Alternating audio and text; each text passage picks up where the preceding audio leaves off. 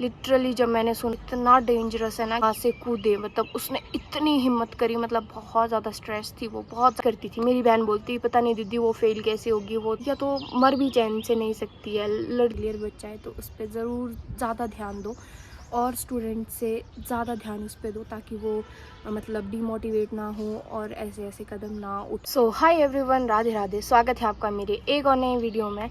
तो गाइज़ आज की वीडियो जो है वो एंड तक ज़रूर देखना और ये एक छोटा सा मैसेज है to all the parents and to all the students जो अभी स्कूल में पढ़ रहे हैं, तो और टीचर्स के लिए भी।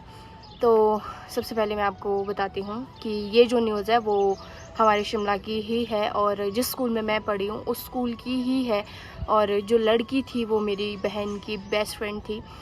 तो एक्चुअल में हुआ क्या कि एक लड़की थी मेरी बहन की फ्रेंड, और वो जो है फर्स्ट टाइम फेल होगी 12th में, ठीक है।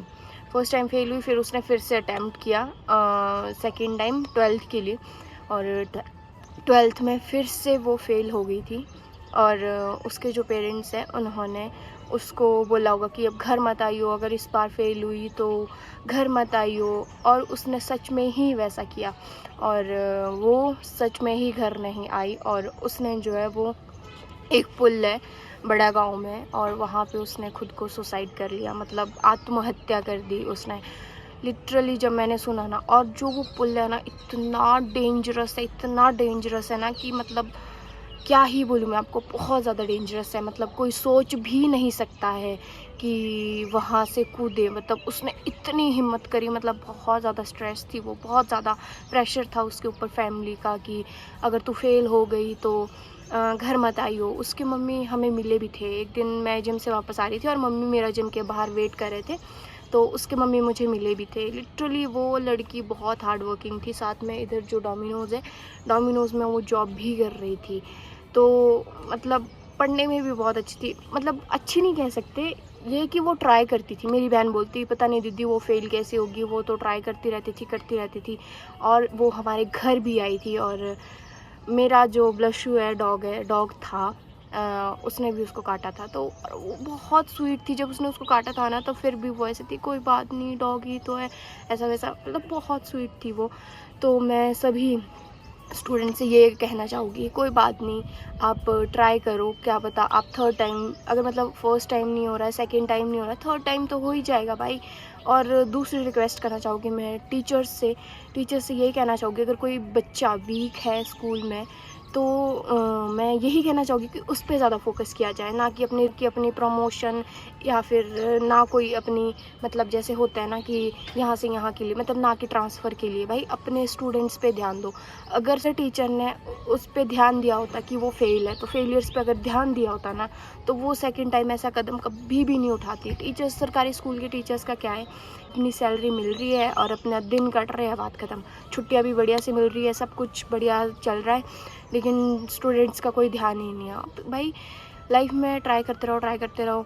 और थर्ड मैसेज देना चाहूँगी मैं पेरेंट्स को कि इतना प्रेशर भी अपने बच्चों पे मत डालो कि वो ऐसा कर जाए।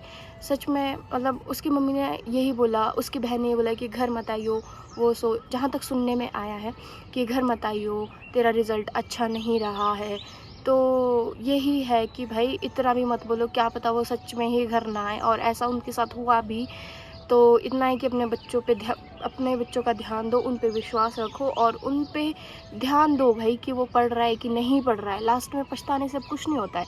और बाकी लोगों को क्या है, लोग तो बातें बनाते रहते हैं। लोग तो अभी भी ऐसा बोल रहे हैं कि जहाँ तक मुझे सुनने में आया है कि वो तो अपने बॉयफ्रेंड से मिलने गई थी और उसके बॉयफ्रेंड की लड़ाई होगी, और वो मतलब उसने ढंगार से नीचे दे दी।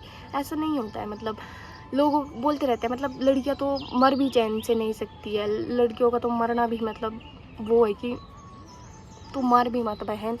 तो यही था मेरा आज का वीडियो। मैं सभी टीचर्स से ये निवेदन करना चाहूँगी कि अगर आपके स्कूल में कोई फेलियर बच्चा है तो उस पर ज़रूर ज़्यादा ध्यान दो और स्टूडेंट से ज़्यादा ध्यान उस पर दो ताकि वो मतलब डिमोटिवेट ना हो और ऐसे ऐसे कदम ना उठाए। अब ये बोल लेंगे कुछ लोग कि टीचर्स जो है वो कोई कमी नहीं छोड़ते हैं, तो सच बताओ, मैं अपनी क्लास में बहुत अच्छी स्टूडेंट रही हूँ, मतलब अपने क्लास में मतलब मेरा फर्स्ट ही नंबर होता था। तो मैं अब बीती बात बताती हूँ कि मुझ पे ज़्यादा फोकस करते थे। मैं अच्छी थी लेकिन फिर भी मुझ पे ज़्यादा फोकस करते थे। जो फेलियर्स होते थे उनको फेलियर्स की तरह ही ट्रीट करते थे। मतलब ऐसे नहीं कि हाँ ये तो पिछले साल भी फेल हो गया है, उस पर ज़्यादा फोकस नहीं करते हैं। तो बात ये होती है कि, और दूसरी बात, मैं खुद अभी पढ़ा रही हूँ बच्चों को, जो अच्छा पढ़ता है मैं उसकी तरफ ही ज़्यादा ध्यान देती हूँ। लेकिन मुझे ये चीज़ समझ आ गई है कि उस पर ज़्यादा फोकस नहीं करना चाहिए। जिसको नहीं आ रहा है उसको ज़्यादा आगे करो। और इससे ज़्यादा जो जनरेशन है वो डिप्रेस्ड है। भाई मैं सच बताती हूँ, भगवान पे बिलीव करो।